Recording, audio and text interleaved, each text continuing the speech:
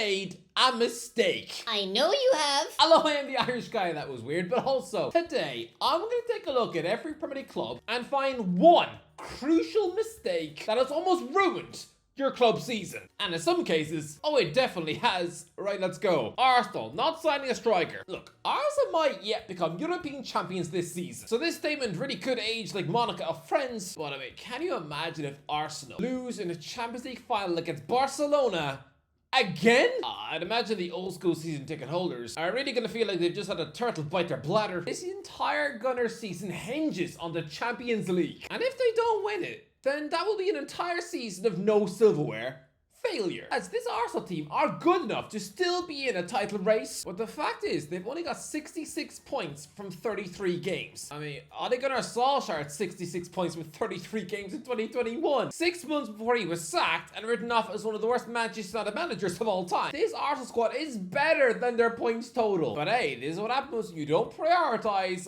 buying a striker. This club had marched in there with purpose on January the 1st and chucked £80 million at lifelong Arsenal fan Ollie Watkins, then I promise you, he would have turned those draws with Brighton, Aston Villa, Man United and Brentford into wins, as well as the defeat against West Ham into a win. That is 11 more points, Christ above. Winning at Ipswich on Sunday would have briefly put you top of the league with a title deciding trip to Anfield to come. Ozzy, the fact this mega talented team with a brilliant coach at the wheel is not in a title race, it's crazy. Aston Villa starting Rashford versus PSG. Yeah, you're all gonna be squealing like ugly bunnies, because apparently Marcus Rashford gave a dazzling world-class performance against PSG in the Champions League. Yeah, because this man has been more washed up than the cast of Joey, then sure, I mean, I guess dribbling past a couple of defenders to set up a goal for a centre-back is now seen as electric, stupefying behaviour. Look, I will admit, Rashford did well against PSG. But don't forget, Villa found themselves 2-0 down on the night, and where they mounted the climb because of his sloppy touches giving the ball away up front. Rashford had a part to play in the second half, sure. You could have unleashed him from the bench at half-time to work his magic, but I would have started Watkins up front. This is somebody who can actually keep hold of the ball and work for the team.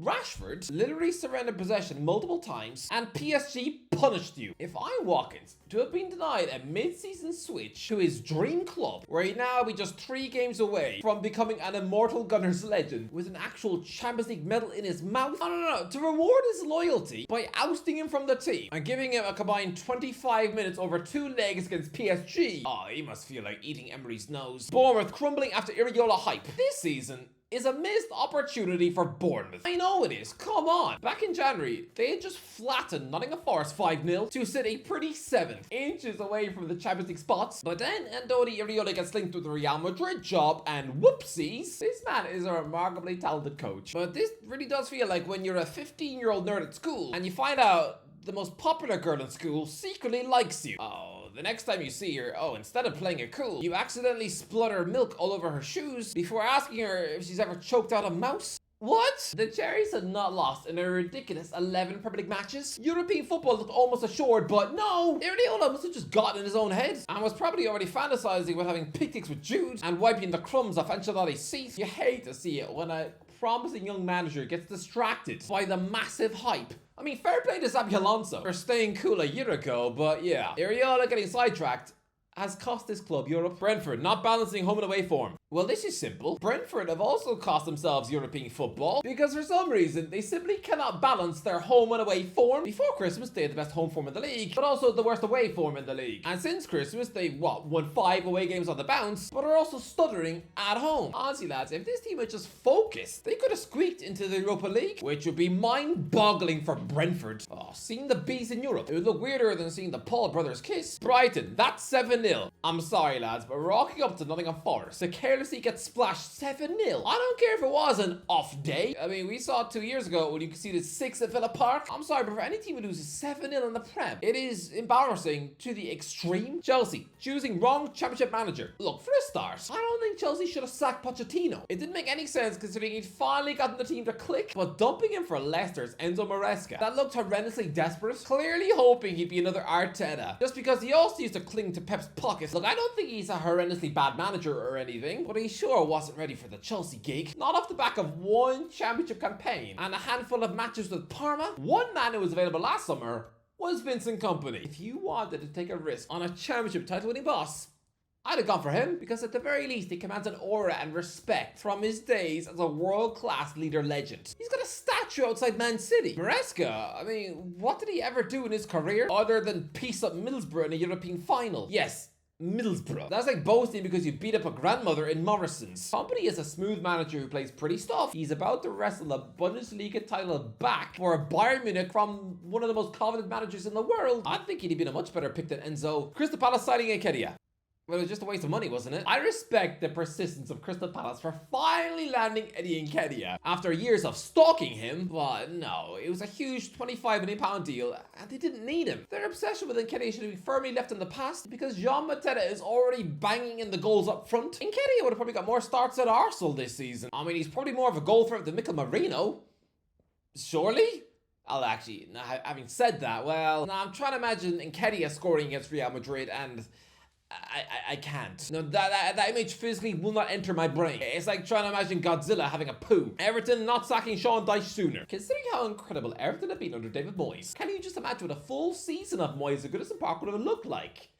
Well, yes, because we've seen 10 of them. Well, Sean Dyche did a semi-decent job at Everton, but Christ love, they began this season with 4 straight defeats. Those poor fans had to witness 5 wretched 0-0 draws before Christmas. They even lost to Southampton, one of the worst teams in Premier League history. The football was absolute mud yogurt, and it makes you think, why did Everton put up with that for so long? It's been like someone gets a divorce and then thinking, yeah, why did you agree to spend the last 15 years having your evil wife chop off your toes whilst you slept? Sorry, but a whole season of Moyes refreshing this club, you might have actually got Europe, sneaking into the Conference League. I mean, he did it with West Ham. Fulham bottling the cups. Fulham have had a good season, but nobody will ever remember this season. No Fulham fan is going to be racing out to buy this one on DVD because despite how good Marco Silva's boys have been on paper, they won't wind up in Europe or win any silverware. But oh boy, they had chances. Oh boy, they had chances. Lads, the League Cup has just been lifted by a club who had never won it ever. And yet Fulham, another team who've never lifted the thing, they were just dumped out by Preston in the 3rd round after the Fulham goalie Stephen Benda failed to save not 1, not 2, not 3, not 4, not 5, not 6, not 7, not 8, not 9, not 10, not 11, not 12, not 13, not 14, not 15, but 16 penalties. He must have had the wrist strength of a squash carrot, so that wasn't great. And then there was the club excellently knocking Manchester United out of the FA Cup at Old Trafford. Okay, then they welcomed Crystal Palace to Craven Cottage for an epic quarter-final, and Fulham lose 3-0. This is honestly the most winnable FA Cup for underdogs since 2008. They must have felt how Middlesbrough felt 17 years ago, with Gareth Southgate's comfortable Premier League outfit bottling a home quarter-final against Cardiff. That's the 4 teams in that semi-final were West Brom, Portsmouth, Cardiff and Barnsley. That doesn't look like a pair of FA Cup semi-finals. That looks like the Championship playoffs. Considering Borough would soon dust themselves down to slap 8 past Man City, then yeah, that was a massive Southgate bottle job. That's what Fulham have done. They really could have won this cup. Ipswich signing the wrong goalkeeper. Like, I don't think anyone would really save Ipswich Town from the drop this season, but if they had just gone out there and signed West Brom's Alex Palmer in the summer, instead of stupidly paying £15 million for Burnley's Ariana Muric, someone who last season provided a Premier League blooper reel, he was like the division's Mr. Bean. Was Palmer, since joining in January, he has been immense and should arguably be on Thomas Tuchel's radar. Honestly, Ipswich, you should have got him in the summer. Leicester, the management mess. Look, Leicester City having Enzo Maresca ripped away from them by Chelsea was not ideal, but the way they went about replacing him was laughable. In comes Steve Cooper, who yes, does play dour football and looks a bit like if you drew a smiley face on a mushroom, but still, he at least kept his club semi-competitive at the start of the season. However, bidding him off for an absolute risk like Ruben Amorim, just because he'd had a handful of games as Manchester United interim boss, where he was mainly just beating Leicester half the time. Oh, that was crazy. And the fact that he was able to keep his job after losing 15 out of 16 Premier League matches. When this club has recently dumped an FA Cup champion like Brendan Rodgers, throwing him away like a cat poo bag, it's actually crazy. How is Root still there? Liverpool letting Nunez take a penalty. Look, Liverpool have had a brilliant season, sure. But it does feel a little wrong that the team who actually topped the Champions League table were kicked out of the competition in the last 16. Look, PSG are a superb team, and the Reds were insanely unlucky to come up against them so early. I mean, surely you should be given a reward for finishing top. Right above, Aston Villa got to face a bunch of teddy bears from Belgium. Look, the big mistake was letting Darwin Nunez take a penalty in that shootout. I knew that he would miss, and I'm some Irish goblin who once thought Samantha Mumba was my mum. I'm someone who used to think the tiger off the Jungle Book was living in my wardrobe, and even I knew he would not score.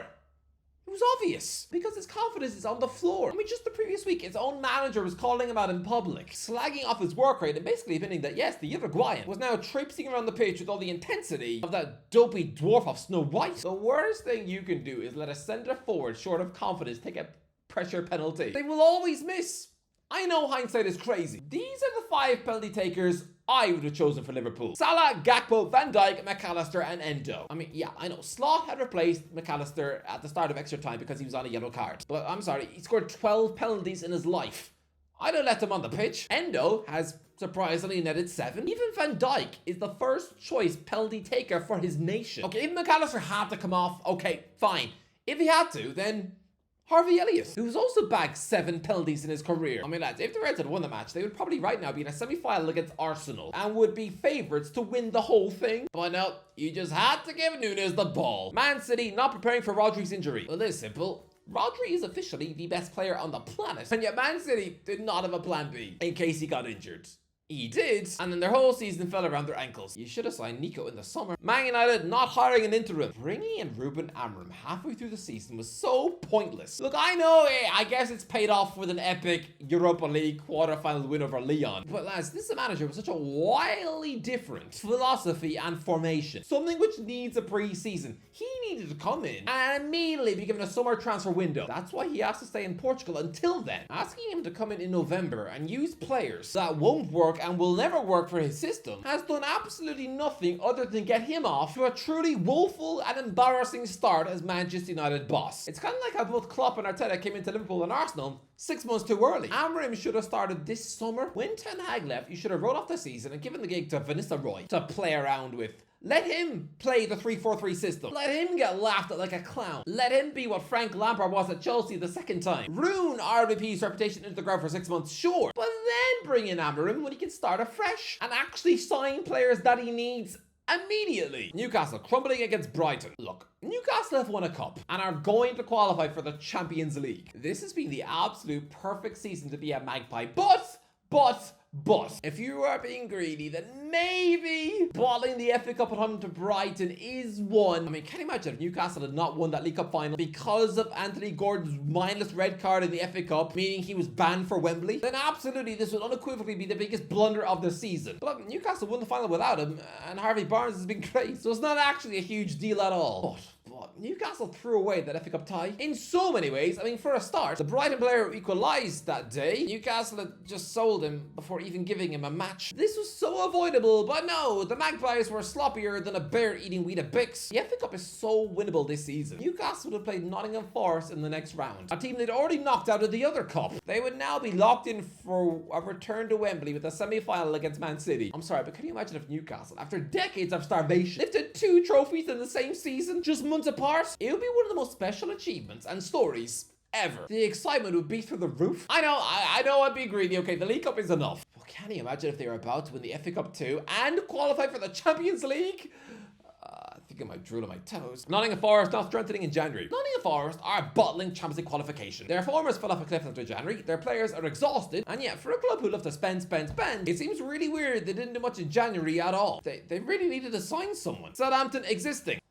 Yeah, pretty much. Next, Tottenham bottling League Cup semi-final. Ange Postecoglou is a good manager, but boy, is his stubbornness his biggest weakness. I know he doesn't want to change the way his team play. It's who we are, mate. But I'm sorry, you're literally 1-0 up from a League Cup first leg semi-final win over Liverpool. You travel to Anfield with an injury-hit squad. Please, for the sake of your club, just park the bus. I promise you, if Spurs had been able to rehire Jose Mourinho for just 1 match, he would have scraped you into that final. Spurs should have gone 5 at the back, 6 at the back, 7 at the back, and then they're suddenly in a winnable 50-50 League Cup final against Newcastle. Ange could already be a Spurs legend, but no. Now his job rests on beating Bodo Glimt. Yeah, just ask Josie how easy it is to beat that Norwegian Wi-Fi password. It's not. West Ham hiring Lopetegui. A year ago, West Ham were interviewing Ruben Amorim in a coffee shop. Someone who is now seen as the potential savior at one of the biggest clubs in the world. But no, you hired moldy old Wolves flop Lopetegui instead. West Ham are a club who need a refresh. They need a rebrand, a new project. Wouldn't the Amorim era at West Ham be far more exciting than whatever this is under Potter? Wolves not sacking Gary Neal sooner. I told you. I told you. I have always told you. Wolves should have sacked Gary O'Neill ages before they should have never hired him in this first place. But yeah, if you got rid of him in the summer and brought in Vita Pereira then, you might now be top half. In fact, I'm sure you would be. Anyway, that's the end of it. Let me know in the comments. What do you think? All right, what is the biggest mistake your club has made? Let me know in the comments. If you enjoyed the video, don't forget to like, share, as always. I'll talk to you in a while.